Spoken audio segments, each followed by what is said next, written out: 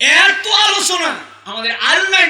যদি আলী থাকতো ওয়াজের, তাহলে স্টেজে এসে অন্তত পক্ষে সেলফি তুলতো না, বক্তার কাছে আসে ও একটু ভয় করতো, যেটা কোরআনের মাহফিল, এই বেয়াদবের মতো ছবি তোলার জন্য আমি স্টেজে যেতে পারি না, বক্তা আমার কোনো দোস্ত না।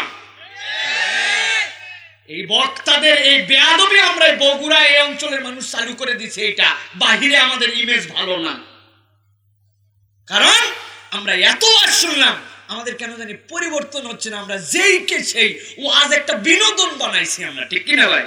রাগ হচ্ছেন আপনারা? রাগ হলে কোনো সমস্যা নেই, একটু রাগ হন। রাগ হলেও তাও লাভ, আপনাদের রাগও নাই, মাটি হয়ে গেছেন আপনারা। রাগ হন একটু, আমরা একটু পরিবর্তন হবো এবার ইনশাআল্লাহ, ঠিক কিনা? রাগ করেন, আল্লাহ আমাদেরকে কবুল করবেন, আল্লাহুম্মা আমিন। প্রিয় ভাইয়েরা, এই যে ভূমিকা দিলাম কি জন্য? যে আল্লাহ আপনাকে আমাকে কথা বলার যোগ্যতা দিয়েছেন, যে আল্লাহ আপনাকে আমাকে অনন্য নিয়ামত দিয়েছেন, ওই আল্লাহ কথা বলার যোগ্যতা দিয়ে আপনারে এমনি এমনি ছেড়ে দেন নাই। ওই আল্লাহ কথা বলা শিখানোর সাথে সাথে কথা বলার ম্যানারও শিখিয়েছেন। কি বলবেন, কি বলবেন না, কখন বলবেন, কখন বলবেন না, কোনটা আগে বলবেন, কোনটা পরে বলবেন, কোনটা জোরে বলবেন, কোনটা ধীরে বলবেন, কোনটা অন্যদেরকে বলবেন, কোনটা নিজেদেরকে বলবেন, এই সব নিয়ম কানুন আল্লাহ রাব্বুল আলামিন বান্দাকে শিখিয়েছেন। কোরআনুল কারীমের মধ্যে কথা বলার জন্য 10টা নীতিমালা আসছে। কয়টা? জোরে বলতে হবে, কয়টা? আজকে আমরা সংক্ষিপ্ত সময়ে 3টা নীতিমালা শুনে বাড়িতে যেতে চাই। রাজি আছেন তো ইনশাআল্লাহ? রাজি আছেন ইনশাআল্লাহ? যারা যারা রাজি আছেন হাত উঁচু করেন। একদম আল্লাহর জন্য ওয়াদা। 3টা ওয়াদা আলোচনা করতে 40 মিনিটের মতো সময় লাগবে। রাজি আছেন তো আপনারা? আল্লাহ কবুল করবেন, আল্লাহুম্মা আমিন। আল্লাহ রাব্বুল আলামিন সর্বপ্রথম যে নীতিমালার কথা বলছেন, আল্লাহ রাব্বুল আলামিন তার রাসূলকে দিয়ে জানাচ্ছে। সূরা নূর 61 নম্বর আয়াতের মধ্যে আল্লাহ রাব্বুল আলামিন বলছেন, রাসূল আপনি দুনিয়ার মানুষের কাছে যান, যাওয়ার পরে দুনিয়ার মানুষের কাছে বার্তাটা পৌঁছায় দেন। কি বার্তা পৌঁছাবেন? আল্লাহ বললেন, ফাইদা দাখালতুম বুয়ুতান ফাসাল্লিমু আলা আনফুসিকুম তাহিয়াতাম মিন ইনদিল্লাহ। আমার আল্লাহ রাব্বুল আলামিন বলছেন, রাসূল আপনি আপনার উম্মতকে বলেন, ফাইদা দাখালতুম বুয়ুতান, আপনার উম্মতের কেউ যদি তার বাড়িতে ফেরত আসে, কোন বাড়িতে যদি প্রবেশ করতে চায়, নিজের বাড়িতে যদি নিজে ব্যাক করে আসে, আমি আল্লাহ দায়িত্ব দিলাম দরজায় এসে তার স্ত্রীর নাম ধরে ডাকা, তার সন্তানের নাম ধরে ডাকা, কলিং বেল চাপা, কড়া নাড়া, এইগুলার আগে আমি আল্লাহ বললাম ফাসাল্লিমু আলা আনফুসিকুম, সে যেন তার পরিবারের কাছে ফেরত এসে বাড়ির সামনে দাঁড়ায়া সর্বপ্রথম সালাম বিনিময় করে। সালামটা দেওয়ার পরে যেন তার মুখ দিয়ে অন্য কোনো কথা বের হয়। সুবহানাল্লাহ। চিন্তা করছেন অনেকে, আবার কেমন কথা, সালাম যে দেওয়া লাগবে এটা জানে না কে? এটা আবার কোন ওয়াজের সাবজেক্ট নাকি? না, ভালো করে বোঝেন। আমার আল্লাহ রাব্বুল আলামিন বুঝাচ্ছেন, বান্দা তুমি তোমার মুখ দিয়ে যে সালামটা দাও, তোমার কি ধারণা এটা তোমার কথা? নবীদের শিখায় দেওয়া কথা না। না না, শুনে রাখো, এই কথাটা তোমার ঠোঁট দিয়ে উচ্চারিত হতে পারে, কিন্তু এই কথাটা দুনিয়ার কারো নয়, ফেরেশতার নয়, এইটা আল্লাহ রাব্বুল আলামিনের কথা, বান্দা তার মুখ দিয়ে উচ্চারণ করে। সুবহানাল্লাহ। আমার আল্লাহ বলছেন এই কথাটার মধ্যে 3 ধরনের নিয়ামত আছে। আল্লাহ একটার কথা বলছেন, তাহিয়াতাম মিন ইনদিল্লাহি মুবারাকাতান তাইয়্যিবা। ও দুনিয়ার মানুষ, আমি আল্লাহ রাব্বুল আলামিন বললাম, তুমি যে এই কথাটা বলো, তাহিয়াতাম মিন ইনদিল্লাহি মুবারাকাতান তাইয়্যিবা, ও বান্দা, এইটা আল্লাহর পক্ষ থেকে তোমার জন্য হাদিয়া, এইটা তোমার জন্য মুবারাকা, আর এইটা তোমার জন্য হচ্ছে একটা তাইয়্যিবা। মুফাসসিররা ব্যাখ্যা করছেন, দুনিয়ার মানুষ কোন একটা পরিবার দুনিয়াতে যদি সুখী পরিবার হতে চায়, কি পরিবার? সুখী পরিবার যদি হয়, তার জন্য 3 ধরনের নিয়ামত লাগবে। কয় ধরনের? আমাদের বগুড়ার জন্য অবশ্যই এত কঠিন কিছু না। আমাদের সুখী পরিবারের সংজ্ঞা হচ্ছে, বিয়ে করার পরে 2টা সন্তান হলে ভালো, একটা হলে আরো ভালো, না হলে আরো ভালো। 2টি পরিবার, একটি পরিবার 2টি সন্তান, এটাই হচ্ছে সুখী পরিবার। না, একটা যদি ডাকাত হয় আর একটা গাঁজাখোর হয় সমস্যা নাই, কিন্তু দুই সন্তান আছে কিনা? হ্যাঁ, সুখী পরিবার আছে কিনা? এই কথা বলে কিনা? জি না। সুখী পরিবারের ডেফিনেশন এইটা না। আপনার পরিবারে কোনো সন্তান ছাড়াও সুখী হতে পারে। ইব্রাহিম আলাইহিস সালাম কতদিন পর্যন্ত সন্তান নাই, আবার আপনার পরিবারে 100টা সন্তান দিয়েও আল্লাহ আপনাকে সুখী করতে পারে, ঠিক না? কিন্তু মুফাসসিররা বলছেন কোন পরিবার যদি সুখী পরিবার বলতে হয় তার মধ্যে 3টা গুণ লাগবে। কয়টা? 1 নম্বরে তাইয়্যিবা, পবিত্রতার সম্পর্ক লাগবে। পরিবারটার মধ্যে পবিত্রতার বন্ধন লাগবে। আপনার স্বামী স্ত্রীর প্রতি ট্রাস্ট আছে, স্ত্রীর স্বামীর প্রতি বিশ্বাস আছে, দুইজনের মধ্যে পবিত্রতার বন্ধন আছে। স্বামী যদি 1 মাসের জন্য বাইরে যায়, স্ত্রীর প্রতি তার বিশ্বাস পূর্ণাঙ্গ আছে। আবার যদি স্ত্রী বাইরে থাকে, স্বামীর বিশ্বাস আছে। সন্তানরা বাইরে থাকে, জানে আমার সন্তানরা কখনো চরিত্রহীন হতে পারে না।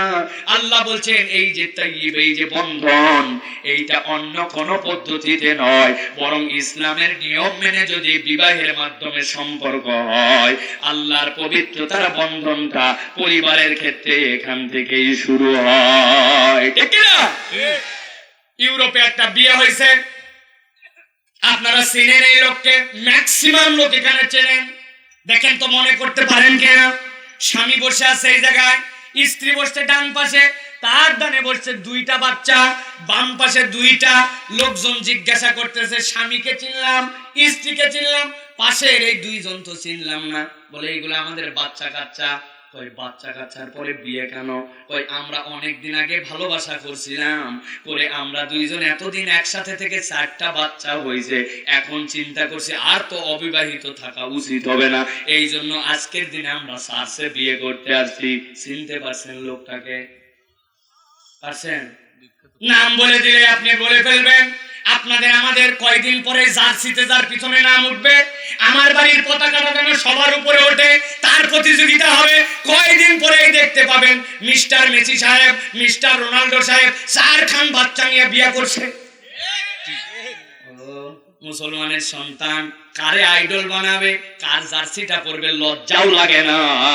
4টা বাচ্চা হওয়ার পরে বিয়ে করতে গেছে। ইসলামে এরকম কোন বিয়ের অস্তিত্ব অনুমোদন নাই, ঠিক না? মুসলমানের সন্তান এরকম কাউকে আদর্শ মানতে পারে? আমার আল্লাহ এই জন্য বলছেন, ও দুনিয়ার মানুষ ভালো করে জেনে রাখো, পরিবারের বন্ধনে 1 নম্বরে পবিত্রতার সম্পর্ক লাগবে, 2 নম্বরে লাগবে মুবারাকা, বরকত। বরকত মানে বুঝেন?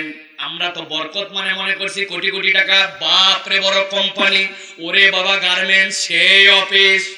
আপনি খবর নেন নাই, আপনার কাছে 2-3 লাখ টাকা আছে, ওইটার মালিক আপনি, কিন্তু ওই বড় গার্মেন্টস দরজার সামনেটা রং করতে করতে ছোট্ট একটু সাইনবোর্ড মুছে গেছে। খবর নিয়ে দেখেন সাইনবোর্ডটা পরিষ্কার করে ছোট্ট একটু আর মধ্যে লেখা আছে এই কোম্পানি, তার সমুদয় সম্পত্তি সবকিছু অমুক ব্যাংকের কাছে দায়বদ্ধ।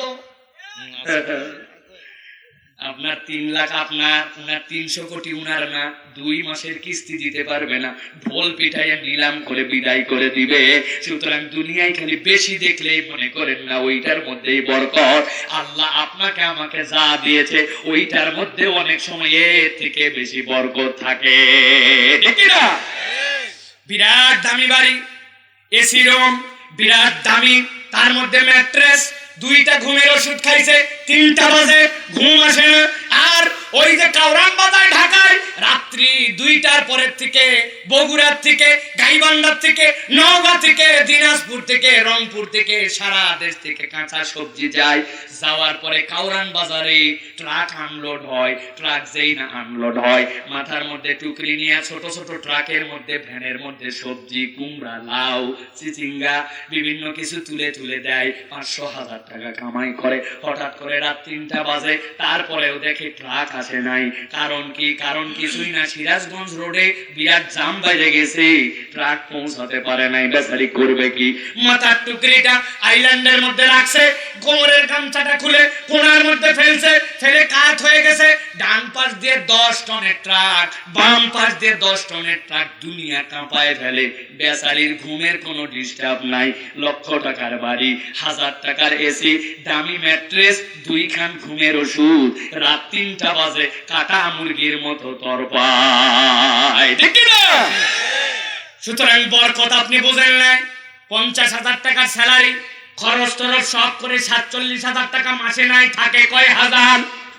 কথা বলেন ভাই। আরেকজনের বেতন 26,000, সব খরচ টরচ কমপ্লিট করে 18,000-এ কমপ্লিট, থাকে কয় হাজার? 50 থাকে 3, আর 25 থাকে 8, 7। আপনি বরকতের মানে বোঝেন নাই। বরকত দেওয়ার মালিক অঙ্কে নয়, বরকত দেওয়ার মালিক অঙ্ক যিনি সৃষ্টি করেছেন তিনি আল্লাহ, ঠিক না? সুতরাং পরিবারের দ্বিতীয় নিয়ামত লাগবে বরকত, আর 3 নম্বর আপনার পরিবারে লাগবে আল্লাহ রাব্বুল আলামিনের হুকুম আহকামের বাস্তবায়ন। খুব চকচকা করে ঘোরাফেরা করে, আলটা মডার্ন স্মার্টের কোনো শেষ নাই। চুলের শার্ট বেঢঙ্গা, প্যান্টের কাট আলটা মডার্ন, স্টাইল স্মার্ট, ছেলে না মেয়ে, হিজড়া না নারী, কিছুই বোঝা যায় না। আপনি চিন্তা করছেন বাপরে ঠাট, বাপরে বাট, কিচ্ছু নয়। এইটা হচ্ছে গররাতকুমুল আমানিউ। আল্লাহ বলছেন চোখের সামনে তাকে শয়তান প্রতিশ্রুতি আর তাকে ভিন্ন রকম চাকচিক্যময়ের মধ্যে ফেলে দিয়েছে। ওইটা সুখের পরিবার হতে পারে না। যেই পরিবারের মধ্যে ইসলাম আছে, আল্লাহ রসুলের কথা প্র্যাকটিস আছে, আল্লাহ বলছেন ওইটাই হচ্ছে সুখের পরিবার, ঠিক না? সুতরাং আল্লাহ রাব্বুল আমিন বলছেন এই 3টা নিয়ামত কোথা থেকে পাবে?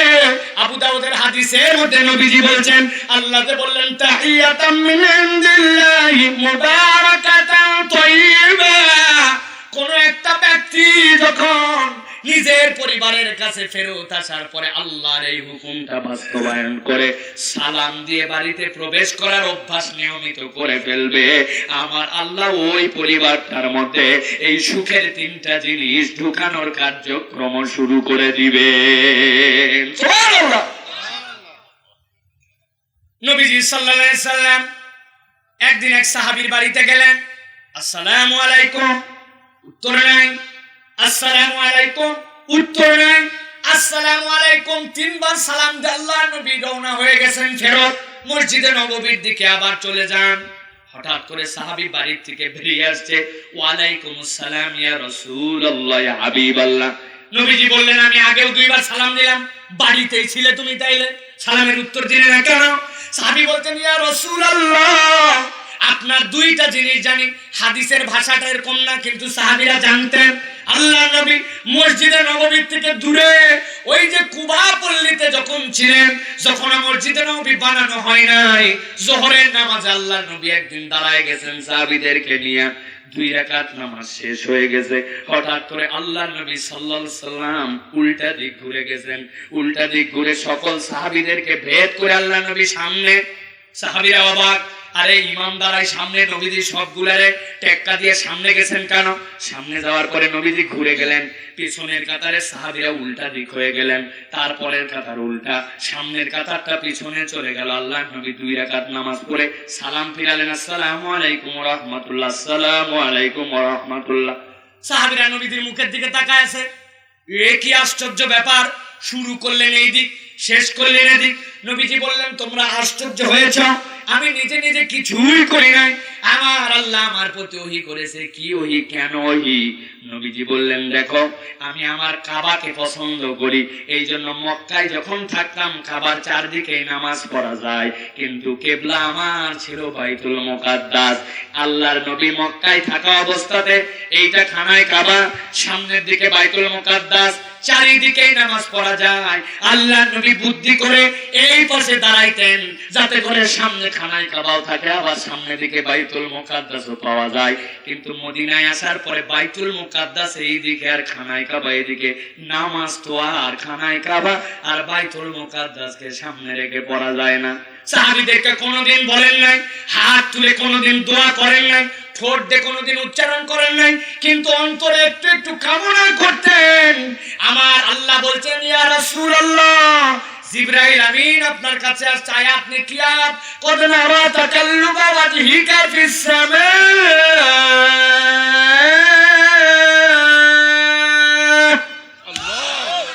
হে রাসূল, আপনি ঠোঁটে বলেন নাই, হাত তোলেন নাই, কিন্তু আপনার অন্তরের মধ্যে কামনার মাথাটা যে মাঝে মাঝে উঁচু করছেন, আপনার আল্লাহ দেখেছেন, আর আপনার অন্তরের কামনাটা এমন ভাবে কবুল করছেন।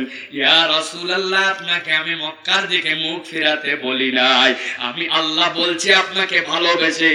রাসূল, আপনি যেই দিকে ইচ্ছা ওই দিকে মুখ ফিরান, আপনি যেদিকে মুখ ফিরাবেন আমি আল্লাহ ওই দিকটাকে আপনার জন্য কিবলা বানায়া দিব। সুবহানাল্লাহ। অন্তরের মধ্যে কামনা আল্লাহ কবুল করে নাই নবীর দোয়া, আর মুখের তার তো কথাই নাই। আবু হুরায়রা এসে বলছে, ইয়া রাসূলুল্লাহ, দেখেন পিঠের দিকে তাকায়, দেখেন কি রে, পিঠ কালো কালো সব সব দাগ। ইয়া রাসূলুল্লাহ, আমার আম্মা মেরে আমাকে এরকম করছে। বিচার নিয়ে আসছো আমার কাছে, যাও, বাপ মায়ের নামে কোনো বিচার চলে না, যাও। ইয়া রাসূলুল্লাহ, বাপ মায়ের নামে যে বিচার চলে না, সে ইহুদি হোক মুশরিক হোক জানি, কিন্তু ইয়া রাসূলুল্লাহ আমি তো বিচার নিয়ে আসি নাই। কেন আসছো তুমি ইয়া রাসূলুল্লাহ? আমার মায়ের জন্য একটু হেদায়েতের দোয়া করে দেন না। আল্লাহ নবী দোয়া করে দিয়েছেন, আল্লাহ আবু হুরায়রার মাকে হেদায়েত দিয়ে দাও। আবু হুরায়রা কথাটা নবীজির মুখ থেকে বাড়াতে দেরি করেন নাই। নম্র সম্র মানুষ, দৌড় তীরের মতো দৌড়ান। সাহাবীরা ডাক দেয়, আবু হুরায়রা দাঁড়াও দাঁড়াও, ব্যাপারটা কি? আবু হুরায়রা তো ভদ্র মানুষ, নম্র মানুষ, এত জোরে যায় কেন? পরে কথা বলবো। দরজায় যায়, ডেকেছে, ভিতর থেকে মা বলে, আবু হুরায়রা দাঁড়া বাপ। শুনে আবু হুরায়রা বলছে, পিটন দিয়ে বিদায় করানোর সময় টন, আর এই টনের মধ্যে আসমান জমিন পার্থক্য বুঝে ফেলছে আমি। আল্লাহ। আবু হুরায়রার মা বের হলেন, বলে, আবু হুরায়রা, তোরে মারার পরে মনের ভিতর অস্থিরতা, আমার সন্তান তো ভালো জায়গায় যায়, আমি তো সেই মাবুদ বানায় চলতেছি যাদের নাকের উপরে মাছি পড়লে উড়ানোর ক্ষমতা নেই। এই কথাই তো তুই বলিস জন্য না এত মায়ের লাগাইছে। কথা তো ঠিকই রে। আবু হুরায়রা, আমি আর এই বিশ্বাসে থাকতে চাই না, নবীজির কাছে নিয়ে চল, আমি যাওয়ার পরে শাহাদা পড়াই ঈমান আনতে যাই। আবু হুরায়রা বলছেন, ওয়াল্লাহি রাব্বুল কাবা, কাবার রবের কসম করে বলছি, আমার নবী আমার মায়ের জন্য হেদায়েতের যে দোয়া করেছেন, আমার নবীর দোয়া কবুলের আগে আমি আমার বাড়িতে পৌঁছাতে পারি না। আল্লাহু আকবার। সাহাবী বলেন, ইয়া রাসূলুল্লাহ, আমি তো জানি আপনার দোয়া কেমন করে কবুল হয়। ইয়া রাসূলুল্লাহ, আমার বাড়ির সামনে এসে সালাম দিয়েছেন, আমি যদি ওয়ালাইকুমুস সালাম বলে দেই, দ্বিতীয় সালাম তো আর পাবো না। দ্বিতীয়বার যদি বলি, তৃতীয় সালাম পাবো না। আমি চেয়েছি আমার বাড়িতে আপনার মুখের এই দোয়াটা যেন কবুল হয়। এই জন্য ইয়া রাসূলুল্লাহ, তৃতীয়বার পর্যন্ত আপনার মুখ দিয়ে সালাম বের করে নিয়েছি। আমার আল্লাহ আয়াতে কারিমার মধ্যে বলছেন, কাযালিকা ইউবাইয়িনুল্লাহু লাকুমুল আয়াতি লাআল্লাকুম তাকিলুন।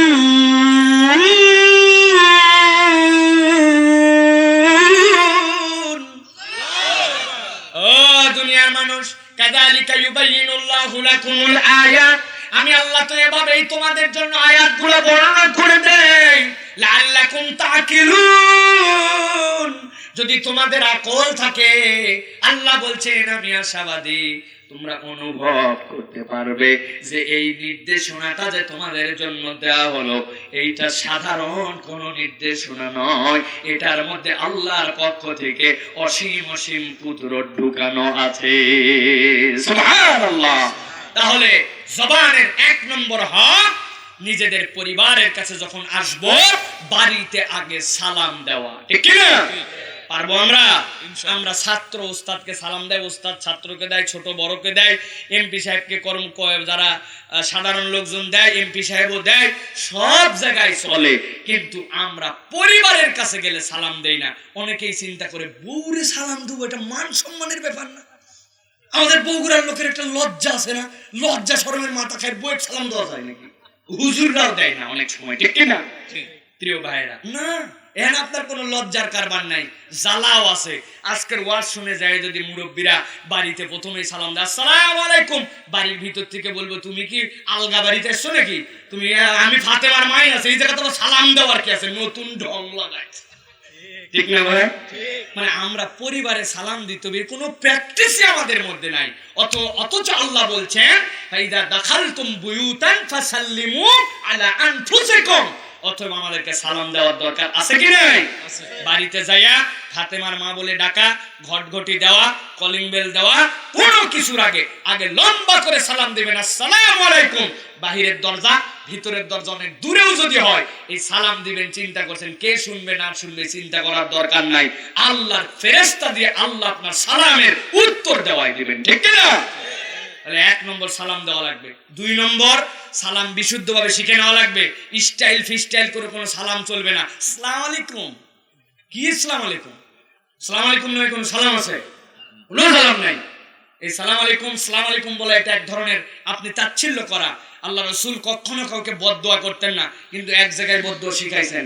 আয়েশা রাদিয়াল্লাহু তাআলা বলেন ইয়া রাসূলুল্লাহ, ইহুদিরা আপনাকে 2টা কথা বলে, আপনি জানেন কি বলে? তারা বলে 1 নম্বর ইয়া মুহাম্মদ রাইনা, মুহাম্মদ আমাদের দিকে দেখো। আল্লাহ কোরআনে বলছেন লা তাকুলু রাইনা মানে আমাদের দিকে তাকান। আসল আরবরা রাইনা মানে আমাদের দিকে তাকান বুঝতো, কিন্তু যারা ইহুদি তারা এই উদ্দেশ্যে বলতো না, ওদের কাছে এই কথাটার আলাদা মানে ছিল। রয়না মানে ইহুদি ভাষায় বোকা যারা তাদেরকে রয়না বলতো। মুহাম্মদ সাল্লাল্লাহু আলাইহি ওয়াসাল্লাম ইয়া মুহাম্মদ রয়না মানে হে মুহাম্মদ তুমি তো বোকা, এরকম করে ক্রিটিসাইজ করতো। অনেক সময় আপনারা দেখছেন এক দেশের ভাষা আরেক দেশে ভিন্ন রকম হয়। বগুড়া অঞ্চলের একজন গেছে হচ্ছে এই চিটাগাং যাওয়ার পরে এখন কৃষি কর্মকর্তা মাঠে গেছে ধান টান দেখার জন্য।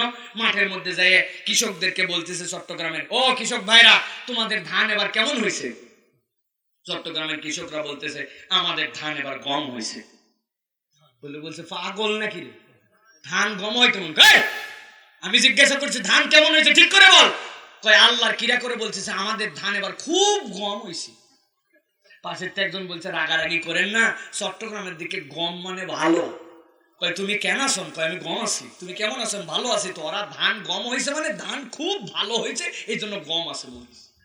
এক এক দেশের ভাষা এক এক দেশে যায় ভিন্ন রকম হয়। ভাষা না বুঝলে ঝামেলার কোনো শেষ নাই, ঠিক কিনা? এক চাইনিজের সাথে নাকি বাংলাদেশের সেই দোস্তানি, কিন্তু কোনো ভাষা বোঝে না। চাইনিজরা তো আল্লাহর দয়ায় ইংরেজি ফিংরেজি কিচ্ছু বোঝে না, কিন্তু দুইজন ইশারা ইঙ্গিতে খুব একবারে পান খাওয়ানোতে কিন্তু সব মহব্বতের ঠেলা। এখন চাইনিজ একবার কঠিন অসুস্থ হয়েছে, অসুস্থ হওয়ার পর এখন হাসপাতালে মৃত্যু সজ্জায়। এখন বাঙালি বন্ধু চিন্তা করছে এতদিনের দোস্তালি, যাই হোক মরা অবস্থায় অন্তত যাই দেখে আসি। গেছে, যাওয়ার পরে যেই না আল্লাহর বান্দা ওর বেডের পাশে দাঁড়াইছে, দাঁড়ানোর পরে চাইনিজ শুধু 3 বার বলছে, তার চাইনিজ ভাষায় বলে 3টা শব্দ বলে চাইনিজের ওই লোক মরে গেছে। এখন ওর ভিতরে দুঃখ, এতদিন মরে না। আমি গেলাম মাতার কাছে দাঁড়ালাম, 3 বার চাইনা ইয়াংচু থু বলে মরে গেছে। ওর মনে দুঃখ যে ইয়াংচু থু মানে কি। ওই একজন বাঙালির কাছে গেছে, ও ভাই আমার ভিতরে খুব দুঃখ, এত দোস্তালি এতদিনের বন্ধুত্ব, মরবি তো মর। আমি গেলাম, যাওয়ার পর ইয়াংচু থু বলে মরে গেল। কি বলছে ভাই? কই কি বলছে? কইছে এটা বলছে। এটা মানে কি? কই মানে কি মানে ওই তো বারবার বলছে অক্সিজেনের পাইপের মধ্যে সরে দাঁড়া, অক্সিজেনের পাইপের মধ্যে সরে দাঁড়া, অক্সিজেনের পাইপের মধ্যে সরে দাঁড়া। তুই সরিসনি, অক্সিজেনের পাইপের পাতে তুই তো মারছিস। চিন্তা করছে ভাষা না জানলে কি বিপদ। এখন নবীজিকে বলতেছে লা তাকুলু রাইনা, বলে মুহাম্মদকে বোকা। আল্লাহ নবী সাল্লাল্লাহু আলাইহি ওয়াসাল্লাম তাই আরেকটা কি বলে ইয়া রাসূলুল্লাহ আপনাদেরকে মুসলমানদেরকে সালাম দেয় আসসালামু আলাইকুম মানে তোদের মৃত্যু হোক। নবীজি বলে দিলেন আয়েশা চিন্তা করো না, তুমি বাড়ায় পুরাটা বলার দরকার নয়, তুমি খালি বলবে ওয়া আলাইকুম, তোদেরও মৃত্যু হোক, ঠিক কি না? বোকা নাকি আমরা কি বোকা? আপনার একজন বলছে তোর মৃত্যু হোক, আপনি বলছেন তোর উপরে রহমত হোক, শান্তি হোক, আল্লাহর বরকত হোক। ওরে গাদা, এই গাদা আমরা। এখন আপনাকে আল্লাহ বলছেন আসসালামু আলাইকুম বলতে, আপনি বলছেন আসসালামু আলাইকুম, চলবে? চলবে না। বিশুদ্ধ করে সালাম দিতে হবে। আসসালামু আলাইকুম কে? আবার আমাদের অতিরিক্ত বেশি করি, এটা করা যাবে না। অনেকে আছে উনি বাবারে বাবা একটু শিখে গেছে, এখন কি আসসালামু আলাইকুম ওয়া রাহমাতুল্লাহি ওয়া বারাকাতুহু ওয়া মাগফিরাতু জান্নাতু রিদওয়ানান কাসীরান কাসীরান ফাগফিরু যুনুবা ইল্লান তাবা উরি এলেঙ্গা ফাড়। আপনি এত দূর দিলে উল্টা লোক উত্তরটা দেবে কি? এত দূর বলার দরকার নাই। আসসালামু আলাইকুম ওয়া রাহমাতুল্লাহ, ওই লোকটা ওয়া আলাইকুমুস সালাম ওয়া রাহমাতুল্লাহ ওয়া বারাকাতুহু, শেষ, ঠিক না?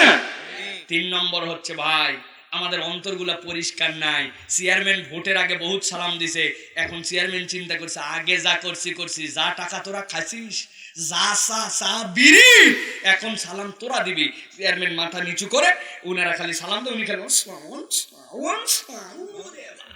আছে কিনা?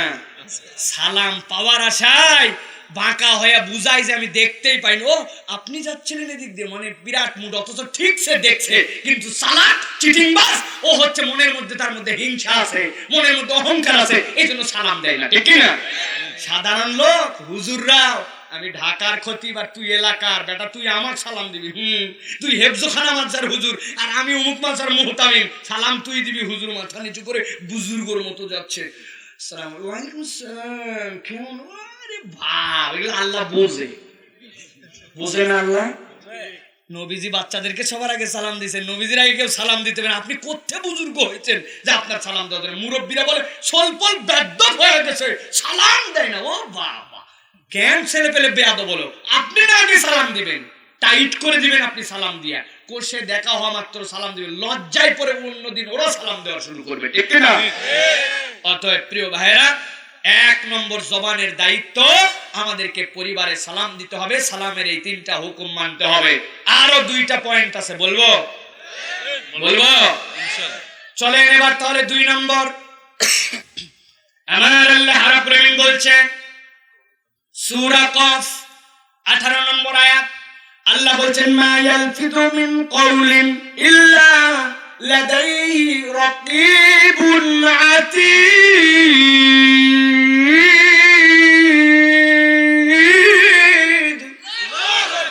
আবার আল্লাহ বলছেন, গভীর মনোযোগ দেন, আল্লাহ বলছেন মা ইয়ালফিযু মিন কওলিন, মানুষের মুখ দিয়ে কোনো শব্দ উচ্চারিত হয় না।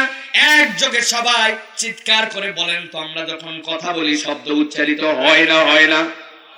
হয়। আল্লাহ বলছেন হয় না, মা ইয়ালফিযু মিন কওলিন, আল্লাহ ইল্লা দিয়ে ইস্তেসনা করছেন, আরবি যারা বুঝবেন তারা বুঝবেন। আল্লাহ ইস্তেসনা করে বলছেন তবে হয়। কত দূর পর্যন্ত হয়? আল্লাহ বলছেন লাদাইহি রাকীবুন আতীদ, যত দূর পর্যন্ত মহাসংরক্ষক অতি তৎপরতার সাথে সংরক্ষণ করতে পারেন। আল্লাহর সংরক্ষণের ক্ষমতা যত দূর, তত দূর পর্যন্ত এই বান্দা কথা বলতে পারে। তার মানে মানুষ মুখ দিয়ে যা বলে সব কিছু সংরক্ষণ করার ক্ষমতা রাখেন কে? আস্তে বলবেন না, জোরে বলেন কে? আল্লাহ। এই কথা বলার মানে কি? মুফাসসিররা ব্যাখ্যা করছেন 2টা, ভালো করে আগে বুঝে নেন। ও যুবক, ও তরুণ, তোমার আমার হাতে আজকে মোবাইল আছে না? কি করি আমরা? সৌদি আরবে ফ্রেন্ড আছে আমার, আমেরিকায় বন্ধু আছে, ছেলেটা আমেরিকায়, দেখে আমরা কথা বলি। ভাই পিছনে দেখতেছি, দেখ ব্রিজ দেখাচ্ছে, দেখ সুন্দর দেশ, আপনি দেখাচ্ছেন, দেখ ভাই তুই আমি যেই পুকুরে গোসল করতাম ওই পুকুরের পাড়ে বসে আছি, দেখতে পাচ্ছিস পুকুর?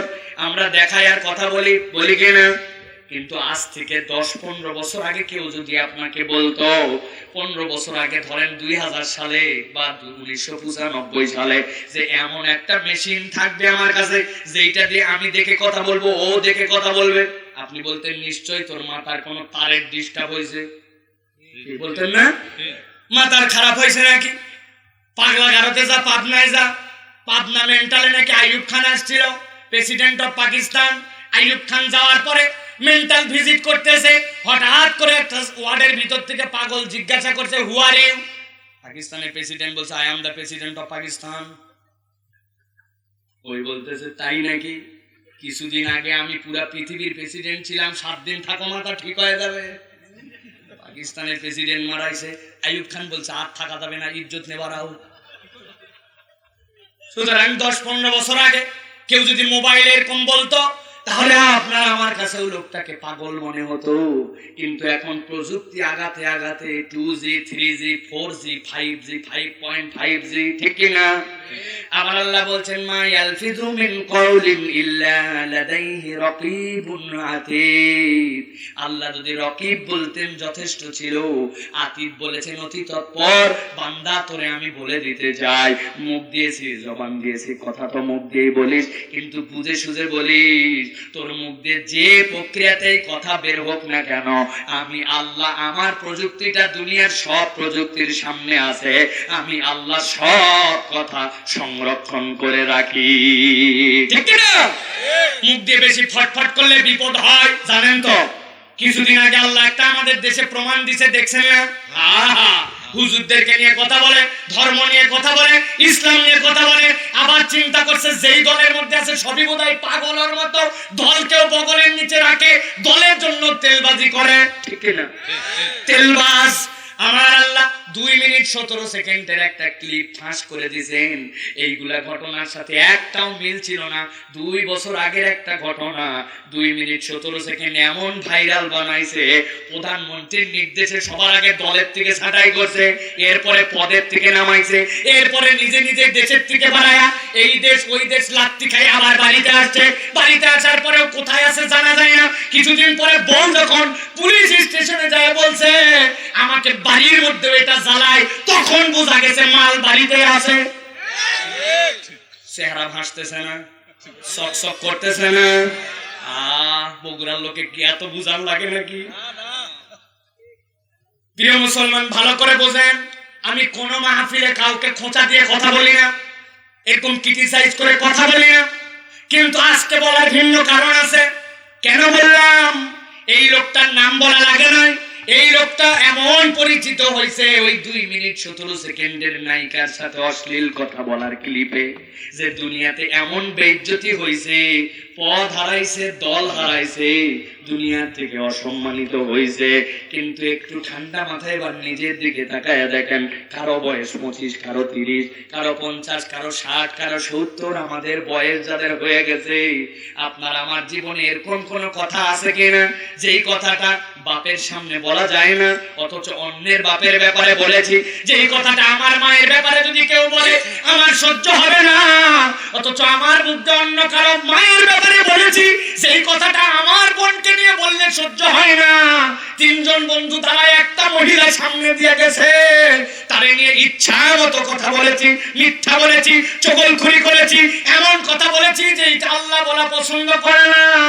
ওই লোকের কথা বলা মাত্র আপনারা কত খুশি হলেন, চিনে ফেললেন, ঠিক ঠিক বললেন, হাসলেন। কিন্তু নিজের দিকে তাকায় দেখেন, আপনার আমার জীবনের এই ক্ষুদ্র হায়াতে আল্লাহর সামনে যদি এমন কোনো কথা আছে কিনা যে এটা প্রকাশ যদি হয়ে যায়, আর ওই জায়গায় যদি আমার বাপ মা, আত্মীয় স্বজন, মুরব্বী, থানা পুলিশ, দায়িত্বশীল লোক সবাই থাকে, আর ওই কথাটা যদি আল্লাহ প্রকাশ করে দেন, আপনার আমার পরিণতিটা ওই ব্যক্তির থেকেও ভয়াবহ হবে কিনা ভালো করে ভাবেন। আমার আল্লাহ এই জন্য বলছেন মা ইয়ালফিযু মিন কাউলিন ইল্লা লাদাইহি রাকীবুন আতীদ। ও দুনিয়ার মানুষ, তোর প্রযুক্তির যেখানে শেষ, আমি আল্লাহর প্রযুক্তি ওখানে শুরু। তুই যা বলিস তোর মুখ দিয়ে আল্লাহর কাছে সবগুলা সংরক্ষিত থাকে। অতএব আর রহমান আল্লামাল কুরআন খলাকাল ইনসান আল্লামাহুল বায়ান। যেই রব তোরে জবান দিল, ওই রব এমনি এমনি তোরে ছেড়ে দেয় নাই। জবান দিয়ে কথা বলার আগে, শব্দ বের করার আগে ভেবে চিন্তে বান্দা কথা বলবি, ঠিক না? জবানের মৌলিক অপরাধ 3টা। কয়টা? সবাই না বললে আমি বলবোই না। কয়টা? হাত রেডি করেন, এরকম করে 3 নখ নিচে রেডি করেন। সবাই রেডি করছেন? এই ইউটিউব ওয়ালা ভাইরা রেডি হও। খালি ভিডিও করার দায়িত্ব আছে, ওয়াজ তোমাদের লাগবে না। কয়টা? এই মাইকালা কয়টা? কয়টা?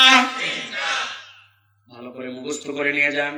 1 নম্বর, জবানের রোগ হচ্ছে আমাদের জন্য মিথ্যা। কি কি মিথ্যা বলি কিনা আমরা? যে কোনো যখন মিথ্যা বলবেন দুইটা জিনিস মাথার মধ্যে নিয়ে মিথ্যা বলবেন। এক নম্বর অপরাধ, মিথ্যা বলার সাথে সাথে পাপের রাস্তা উন্মুক্ত হয়ে যায়। আল কিযবু মুরজুনুব, আপনি মিথ্যা বলবেন, মিথ্যা পাপের দুয়ার খুলে দিবে। এক মিথ্যা ঢাকতে শত শত মিথ্যা বলা লাগতে পারে। টাকা পাবে 500টা, বাড়িতে আসছে টাকাটা দিতে, বাপ ভিতর থেকে বেটারে বলছে যায় বল আব্বা নাই, বেটা বলদের বলদ যায় বলছে আব্বা বললো আব্বা নাই। বিপদ আছে না? কি বিপদ বোঝেন তো। এখন কত মিথ্যা বলা লাগবে, মিথ্যা কোনো মিথ্যার শেষ নাই। অতএব মিথ্যা যদি বলেন আপনার পাপের দুয়ারটা খুলে যাবে, ঠিক না? 2 নম্বরে যখন মিথ্যা বলেন, মুখ দিয়ে সাথে সাথে মিথ্যা বলার সাথে সাথে একটা দুর্গন্ধ বের হয়। হাদিসের মধ্যে নবীজি বলছেন ওই দুর্গন্ধে ফেরেশতা আপনার কাছ থেকে সরে যায়। যেই না আপনার মুখের দুর্গন্ধে ফেরেশতা সরে যায়, 2টা ক্ষেত্র আপনার জন্য উন্মুক্ত হয়। 1 নম্বরে আপনার দোয়ার কবুল হয় না, 2 নম্বরে আল্লাহর রহমত আর আপনার কাছে আসে না। বলবেন হুজুর দোয়া কবুল হবে না মানে? সহি দোয়া করছি, কোরআনের দোয়া, হাদিসের দোয়া, উপযুক্ত সময় দোয়া, কবুল হওয়ার সময় দোয়া না। এই যে আসেন, একজন আসেন আমার কাছে, আসেন, মোবাইলটা দেখেন, মোবাইলের মধ্যে একটা সিম আছে, মোবাইলের মধ্যে 200-300 টাকা আছে, এখন পর্যন্ত 73% চার্জ আছে, দুনিয়ার যে কোনো জায়গায় কল করতে পারবেন, আসেন নিয়ে যান। বলে হুজুর ভাব মারায়েন না, মোবাইলটা দেওয়ার আগে আগে একটু পাসওয়ার্ডটা খুলে দেন, ফোল্ডার লক খোলেন, ফিঙ্গারপ্রিন্ট খোলেন, তারপরে দিয়ে দেখেন কল কেমনে করা লাগে, ঠিক কিনা? সবগুলা বন্ধ করে কল করেন। প্রিয় ভাইয়েরা, দোয়া ঠিক আছে, আল্লাহর শেখানো বাক্যেও আছে, কবুল হওয়ার অক্তও আছে, সহি পদ্ধতিতেও আছে, কিন্তু আপনার পাসওয়ার্ডটা নাই। পাসওয়ার্ডটা হচ্ছে আপনার মিথ্যা কথা বলার কারণে ফেরেশতা আপনার কাছে নাই, এই জন্য আপনার আমার দোয়া কবুল হয় না, ঠিক না? বলবেন হুজুর কথা বললে যে মুখ দিয়ে দুর্গন্ধ হয়, এটা আবার কেমনে? কি আজগবি কথা, মিথ্যা বললে দুর্গন্ধ কেমনে হয়? প্রমাণ দিব একটা, দিব। তারপরে মিথ্যা বলবেন না, ছাড়বেন। আমি যেই সাবজেক্টে এমফিল করেছি, আমার thesis comparative religion, Munshi Mohammad Meherullah analytical study, আমার যার সাবজেক্ট ছিল মুন্সি মোহাম্মদ মেহেরুল্লাহ, ভারতীয় উপমহাদেশের শ্রেষ্ঠ ডিবেটর ছিলেন। খ্রিস্টানরা পরাজিত, হিন্দু পণ্ডিতরা পরাজিত, কেউ তার সাথে যুক্তিতে কুলাইতে পারতো না, যত যুক্তি দিছে তত ধরা খাইছে। আসার পরে বলছে ঈসা আলাইহিস সালামকে মানা লাগবে। উনি বললেন না, শেষ নবী মুহাম্মদ সাল্লাল্লাহু আলাইহি ওয়াসাল্লামকে মানা লাগবে। বলেন না, ঈসাকে মানা লাগবে। এই জন্য বলো তো, উপরে যার থাকে তার দাম বেশি না নিচে যে থাকে তার দাম বেশি? বলে উপরের দামই তো বেশি হয়, উপরেরই তো দাম বেশি। বলে তোমরাই তো বলো ঈসা প্রথম আসমানে, আর ঈসা আসমানে, আর নবীজি মুহাম্মদ মাটির নিচে, ঠিক কি না? কার দাম তাহলে বেশি?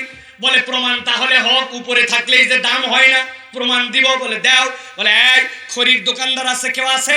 এই খড়ি মাপার যে বড় বড় নিত্যি আছে, বড় বড় খড়ি মাপার জন্য দাড়ি পল্লা আছে, নিয়ে আসছে, টাঙাইছে। টাঙানোর পরে বলে এই একটা 1 সের দে তো, দিছে, নিচের দিকে নামছে, এইটা অল্প একটু উঠছে, কই 1 সের না, এবার 1 মন লাগাতো এইদিকে, 1 মন যেই না দিছে, এই দিককার পাল্লাতে কিছু নাই, ঠাস করে উপর দিকে উঠছে।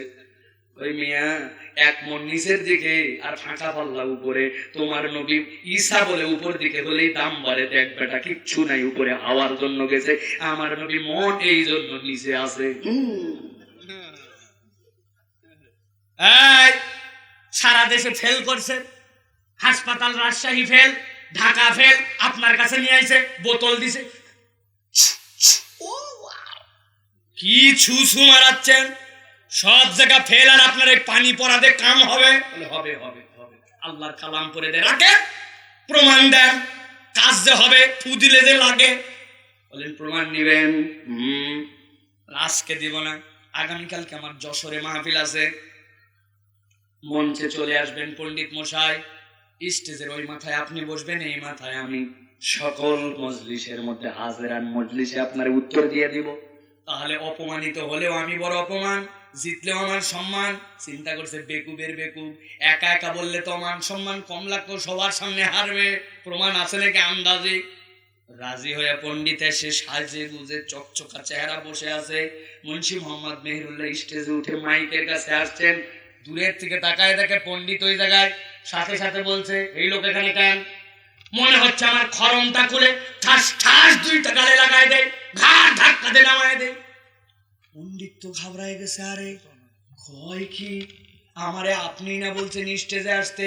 এই মুন্সি সাহেব, হাজেরান মজলিসে এত বড় অপমান আপনি আমাকে করছেন। পণ্ডিত সুন্দর চেহারা, লজ্জায় গাল লাল হয়ে গেছে, কানগুলা লিচুর মতো, কপাল ঘামে গেছে, তিত্তির করে কাঁপে। মুন্সি মোহাম্মদ মেহেরুল্লাহ মজলিসের লোকজনকে বলছেন, এই লোক কি বলে শুনছেন? আমি কি ওরে দুইটা খরম দিয়ে কি সত্যি সত্যি মারছি? করে না, আমি ওর কাছে গেছি না, ওর নাকে ঘুষি দিছি না, কিছুই করি নাই। কেবল 10 হাত দূরের থেকে বলছি খরম দিয়ে দুইটা ঠাস ঠাস লাগায়া ঘাড় ধরে নামায় দেয়। এই কথাতেই সাদা গাল লাল, কান দুইটা বড় বড় লিচুর মতো, কপাল দিয়ে ঘাম। ছোট্ট একটু কথায় এত দূর থেকে যদি উনার এই অবস্থা হয়, আমার আল্লাহর কালাম পরে পানিতে ফু দিলে আল্লাহর কালামের কি কোনো পাওয়ার নাই? আল্লাহু আকবার। অতএব ভালো করে মনে রাখবেন, আপনি আমি যদি মুখ দিয়ে মিথ্যা কথা বলি, ওই মিথ্যার একটা দুর্গন্ধ আছে, ঠিক কি না? এটা 1 নম্বর অপরাধ। 2 নম্বর মুখের অপরাধ হচ্ছে পরনিন্দা করা, পিছনে পিছনে কথা বলা, গীবত গিল্লা করা। এখন আমাদের সমাজের অবস্থা হচ্ছে গীবত ছাড়া কোনো মানুষই নাই। বাদাম যেরকম লবণ ছাড়া খেলে মজা পাওয়া যায় না, আমাদের মজলিসে গীবত না করলে মন ভরে না, ঠিক না? আসরের নামাজ পড়ে চলে গেছে চায়ের দোকানে, ডান পাশে গীবত কমিটির সভাপতি, বামে সেক্রেটারি, উনি ক্যাশিয়ার। এরপরে শুরু হয়ে গেছে, অমুকের বইয়ের কি হলো, তুমুক হুজুরের কি হলো, তার কি হলো, হাসিনার কি হলো, খালেদার কি হলো, এর কি হলো, তার কি হলো। শুনতে শুনতে পাশে একজন মুরব্বী আছে, উনি নামাজি, মাথায় টুপি, লম্বা দাড়ি। চিন্তা করছে অনেকক্ষণ চলছে, এখন কি করা যায়, শরীয়ত তো হওয়া লাগে। শরীয়ত সম্মত বুদ্ধি বাইর করছে, আসলে এইগুলা কথা বলা উচিত না, না বলেও পারি না, আল্লাহ মাফ করুক, আসলেও লোকের বউটা খারাপ। বুঝছেন কায়দা কি? সিরিয়াস কায়দা আবিষ্কার করছে। শরীয়ত সম্মত গীবত মনে করছে গুনাহ হচ্ছে না, করছে এগুলা কথা বলা ঠিক না, না বলেও পারি না, আল্লাহ মাফ করুক, লোকের বউ আসলেও খারাপ। তুই ভুল করিসনি ভাই, আছে কি নাই? খুব সাংঘাতিক, খুব সাংঘাতিক। আমার নবী মেরাজে চলে গেলেন। মেরাজে জিবরাইল আমিনের সাথে বিভিন্ন কিছু ঘুরে ঘুরে দেখছেন। এমন সময় আল্লাহর নবী একটা জায়গা দিয়ে অতিক্রম করছেন, হঠাৎ করে কয়েকটা লোককে দেখতে পেলেন। হাতের নখগুলার মাথার মধ্যে ওই যে আমাদের স্পাইডারম্যান যেরকম সামনে দিয়ে বড় করে লোহার আশ্রা লাগানো আছে, লোকগুলা মুখের মধ্যে এরকম করে আর হাত বাঁধাচ্ছে, নিজের মুখ টেনে চামড়া ঝুলাই দিচ্ছে, আহারে চিৎকার করে উঠতেছে, বুকের মধ্যে একটা টান দিয়ে এই পর্যন্ত ঝুলাই দিচ্ছে, চিৎকার করে এমন বিকট শব্দে ডাকছে। আমার নবী দেখলেন, যেই না নখ সরায় নিল, মুখ ঠিক হয়ে গেল, আবার বুক ঠিক হয়ে গেল, আবার আসর দেয়। এই কষ্ট দেখে নবীজি সহ্য করতে পারলেন না। নবীজি জিজ্ঞাসা করলেন, জিবরাইল আমিন, কেন এরা এরকম করে? সাথে সাথে আমার নবীকে জিবরাইল বলেন, ইয়া রাসূলুল্লাহ, আল্লাহ আপনাকে ডেমো দেখায় দিলেন, আপনি ভালো করে দেখে নেন, আপনার উম্মতকে দিয়ে জানাবেন আপনার উম্মতের মধ্যে কতগুলো ঈমানদার, নামাজি, হাজী, তাদের আমল ঈমান ছিল, কিন্তু তারা নিজের ভাইয়ের পেছনে পরনিন্দা করত। যারা এরকম পরনিন্দার গীবত করবে, আল্লাহ ওই মানুষগুলোর জন্য এরকম শাস্তি দিবেন। ওই শাস্তিটা আল্লাহ আপনাকে নিজে চোখে দেখালেন। নাউজুবিল্লাহ। তাহলে আমরা কি গীবত করব? কেন করবেন না? করবেন, কোনোভাবে গীবত করা যাবে না। আর 3 নম্বর মুখের অপরাধ, ভালো করে খেয়াল করেন, গালি। কি? মুখ আছে যেখানে, কথা আছে যেখানে, গালি আছে সেখানে, ঠিক কি না? ওরে বাবা রে বাবা, এই হারামজাদা, একটা পান নিয়ে আয়। আমি বললাম, আপনি যে বাপের ঠিক নাই কেমনে জানলেন? মুরব্বী কই, এটা আমার নাতি ছেলে। তো আপনি হারামজাদা বললেন কেন? কই আদর করে। ও বাবা, আদর করেও বগুড়ার লোক হারামজাদা ডাক দেয়, ব্যাপার কি? এক বন্ধু আরেক বন্ধুর সাথে কথা বললে, শালার বেটা কই আছিস, আয়। পরে শালার বেটা বলে ডাক দেয়, ইচ্ছা মতো মুখ দিয়ে গালি দেয়। মজা করে তো অনেক সময় বলি, ঢাকার দিকে বাচ্চা কাচ্চারা নিয়ে ইমাম সাহেবের কাছে দোয়া নিতে আসে, এসে বলে, হুজুর হালার পোলার লাগে দোয়া করবেন। হ্যাঁ, কথা হুনবার চাই না, হুজুর জিগাইছে হালার পোলা এটা আপনারা তো চিন্তা কেন নিজের বেটা হলো না চিন্তা ছিল কয় না হুজুর এটা আমারই বেটা কিন্তু ভুলে হালার পোলা কয়ে হালাইছি কথায় কথায় গালি কথায় কথায় আমাদের মুখ দিয়ে কটু কথা বের হয় আপন স্ত্রী যার গর্ভে আপনার সন্তান যার কাছে আপনি যে রাত্রি যাপন করেন একটুখানি রাগ হয়ে গেলে ওই নিজের স্ত্রীকেও ময়াকার গয়ে দীর্ঘই বলে গালি দেয় উচ্চারণ করে দেওয়া লাগবে না ভালো করে বুঝে নেন এই জন্য আল্লাহ রাব্বুল আলামিন বলছেন মা ইয়ালফিজু মিন কওলিন ইল্লা লাদাইহি রাকিবুন আতীদ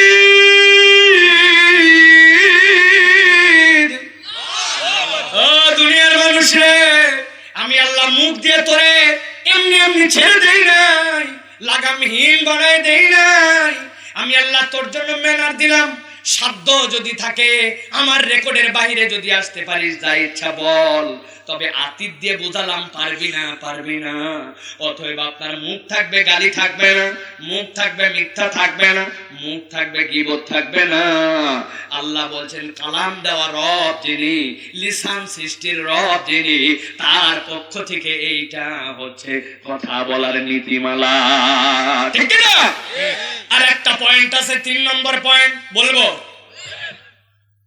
11:30 সুবহানাল্লাহ 10 মিনিট আর আছি ভালো করে খেয়াল করেন না ফজর লাগাইছেন আসেন 10 মিনিট খালি বলে দেখেন এই মাইকে জান জ্বলে পুরো ছাই হয়ে যাচ্ছে মাইকালার বুঝার দরকার আছে আর কত টাকা পেলেই ক্লিয়ার ওই তো বলবে আমার থেকে ভালো মাইক বগুড়ার সৃষ্টি হয়নি কি করছেন এলা বঙ্গবন্ধু থাকলে এই মাইকেই ভাষণ দিত বাবা ভালো করে খেয়াল করেন 3 নম্বর নিয়ম এবার কি বলেন আল্লাহ রাব্বুল আলামিন বলছেন শেষ কথা আল্লাহ বলছেন রাসূল আপনি জানায় দেন মুখ এবং কথা বলার নীতিমালা কি কথা আল্লাহ বলছেন ইয়া আইয়ুহাল্লাযীনা আমানুত্তাকুল্লাহা ওয়া কুলু কওলান সাদীদা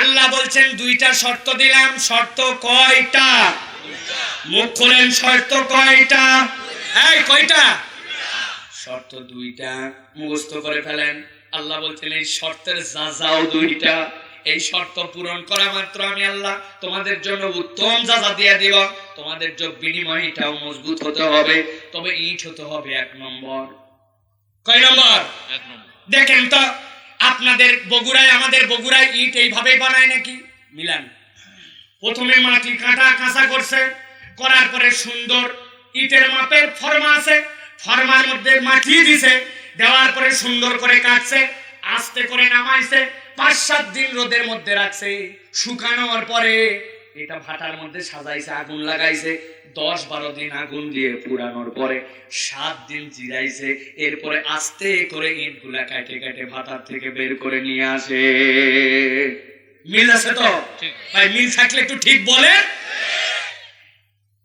কিন্তু মজার ব্যাপার খেয়াল করেন ইট যেগুলো একই মাটি দিয়ে বানালো একই ফর্মা একই দিন ঢুকানো একই দিন নিবানো একই দিন বের করলো কিন্তু বের করার পরে সব ইট একরকম বের হয় না ইট হইছে 4 ধরন কয় ধরন 4 ধরন এক ধরনের ইট হইছে ইটের ধর্ম পানির মধ্যে ফেলে ঘুষ করে ডুবে যাওয়ার কথা ওই ইট ডুবে না ফেলার সাথে সাথে ঘুষ করে ভাইচা ওঠে এলাকার স্যাংরা প্যাংরার নাম দিয়েছে ঝামা ইট ঝামা ওই ঝামার কোনো কাম নাই গাঁথনিতে লাগবে না ওর কোনো খাওয়া নাই তবে ঝামাকেও অবমূল্যায়ন করবেন না ঝামা পেলে পকেটে করে আনে বউলে বনলে দিয়ে দিবেন দিয়ে বলবেন শীতের দিন গোড়ালিটা ডলিস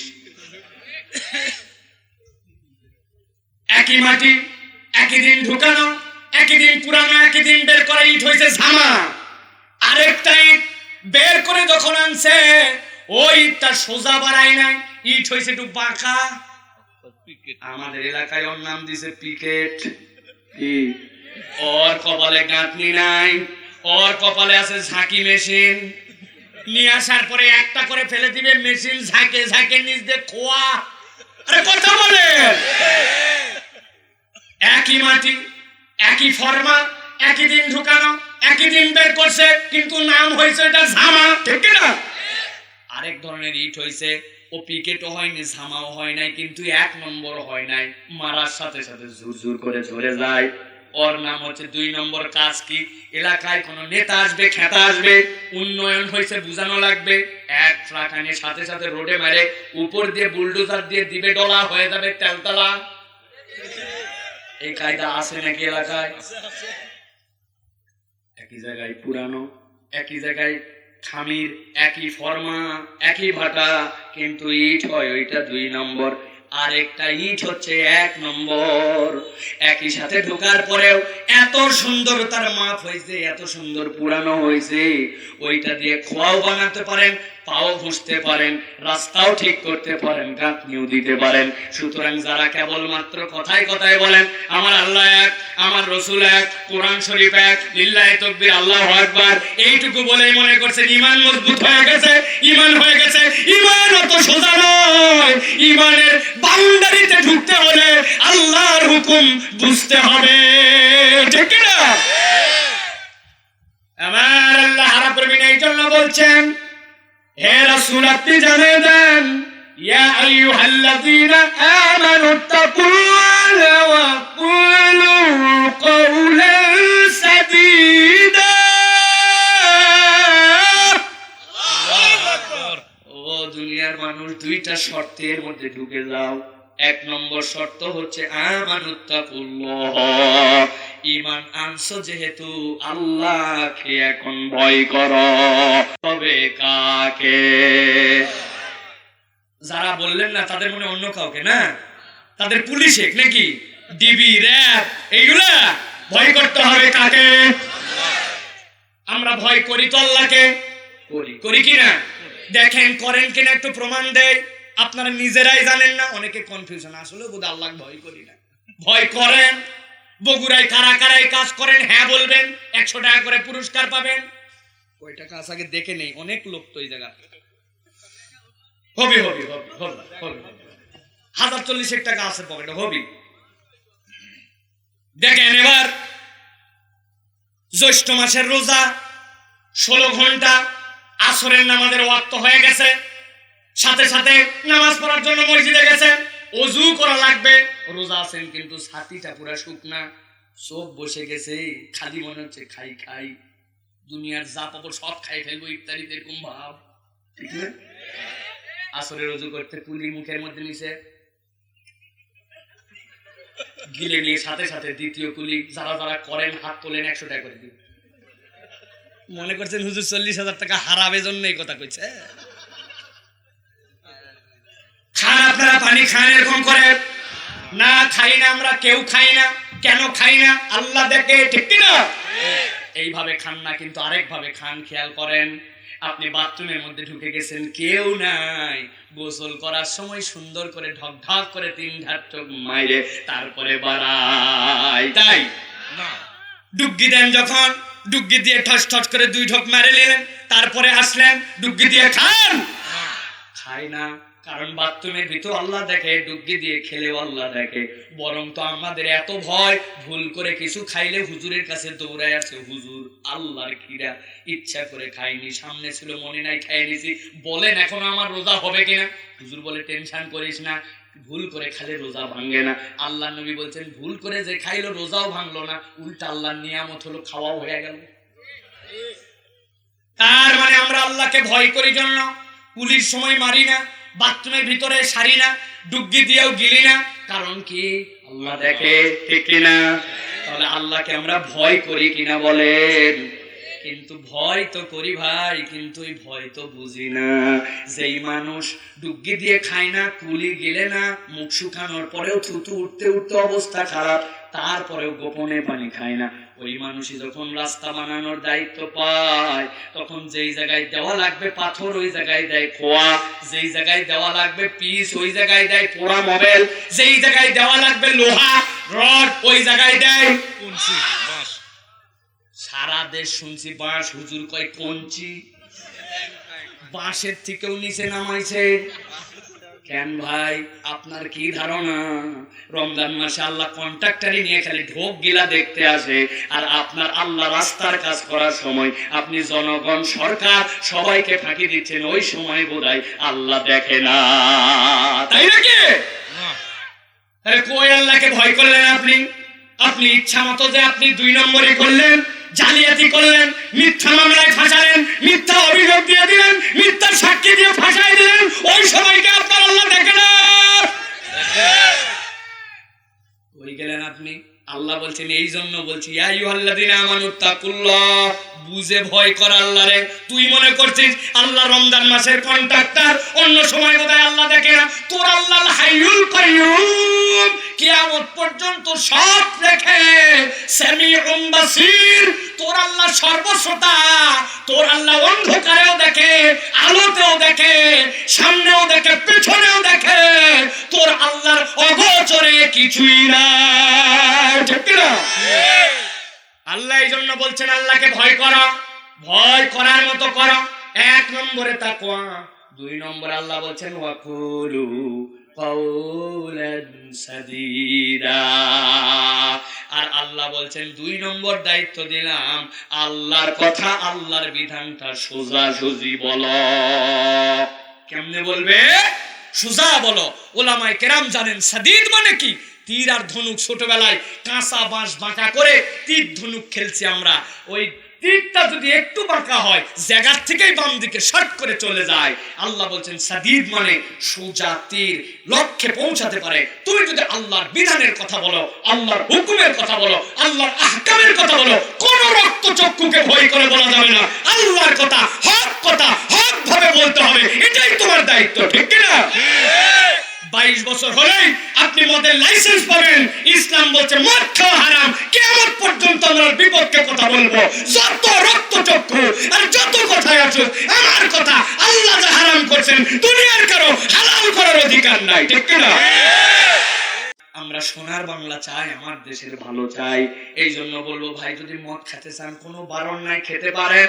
5টা কাজ করে দেন, তারপরে আপনি ইচ্ছা মতো খান। আপনি প্রথমে বলেন আমি ইসলাম থেকে বের হয়ে গেলাম, ন্যাশনাল আইডি কার্ডে আমার কোনো ইসলাম নামে ধর্ম নাই, নামাজ কালাম পড়বো না, মরার পরে আমার জানাজা দিবেন না, মুসলমানের গোরস্থানে আমাকে দাফন দিবেন না।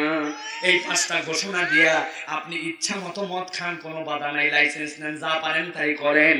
কিন্তু আপনি যদি মুসলমানের পরিচয় দেন, আমাদের নামাজ যদি আপনার লাগে, মুসলমানের গোরস্থানে যদি আপনার দাফন হয়, আপনার ন্যাশনাল আইডি কার্ডে যদি আপনার ধর্ম ইসলাম লেখা থাকে, 22 কেন 122 বছর বয়সেও মদের লাইসেন্স আপনি নিতে পারবেন না, ঠিক না?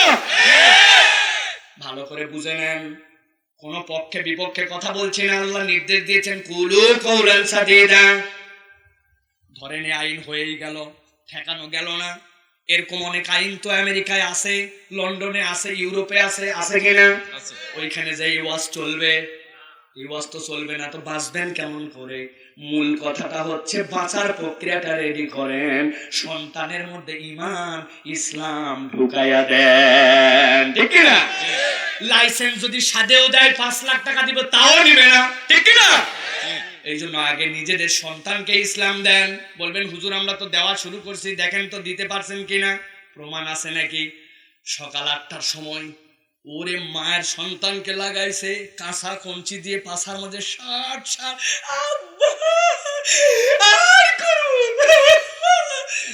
চাচা বাঁচাও, মা বাঁচাও চিৎকার করতেছে। পাশের থেকে বলছে এত মারতেছেন কেন, মারেন না ছেলেটা। মারবো না মানে ঠেকায় না, শাসনের সময় সামনে আসবে না কেন? কয় 3 দিন হলো কোচিং এ যায় না, সামনে পরীক্ষা, করোনার সময় এমনি পড়ালেখায় যত গ্যাপ পড়ছে, বদমাইশ কোথাকার, কোচিং এ টাকা দেওয়া লাগে না, কোচিং এ যায় না, ঘুমায় থাকে 8টা পর্যন্ত। বাপ পিটায়া পিটায়া পাড়া পড়শি জড়ায় ফেলছে, অথচ টানা 2 মাস ফজরের নামাজ ওই সন্তান পড়ে নাই, কোনদিন বাপ তাকে বকে না। এরকম বাপ বোধহয় বগুড়ায় না।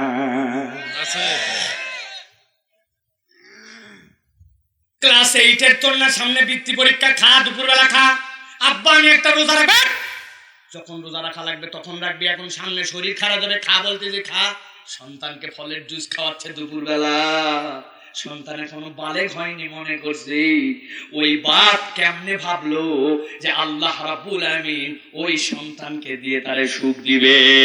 অতএব আগে সন্তানের অন্তরের মধ্যে ইসলাম জ্বালান, পরে সরকারের সমালোচনা করতে যান, ঠিক না?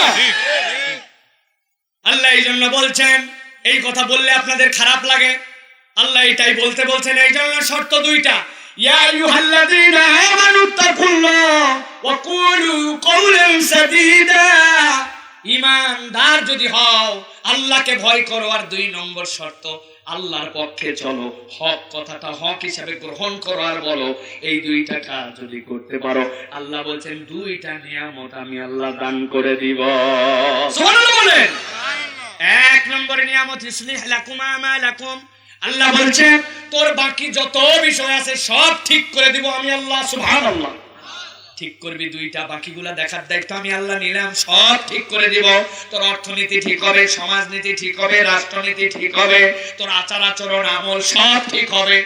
আল্লাহ বলছেন সাথে সাথে ইয়াগফির লাকুম যুনুবাকুম, আর আমি আল্লাহ রাব্বুল আমিন তোর গুনাহ খাতাগুলোকেও maaf করে দিব। সুবহানাল্লাহ। এবার আল্লাহ শেষ কথা বলছেন, আমারও শেষ কথা। আল্লাহ রাব্বুল আমিন বলছেন ওয়া মান ইউতি'ল্লাহ ওয়া রাসূলাহু ফাকাদ ফাযা ফাওজান আযীমা।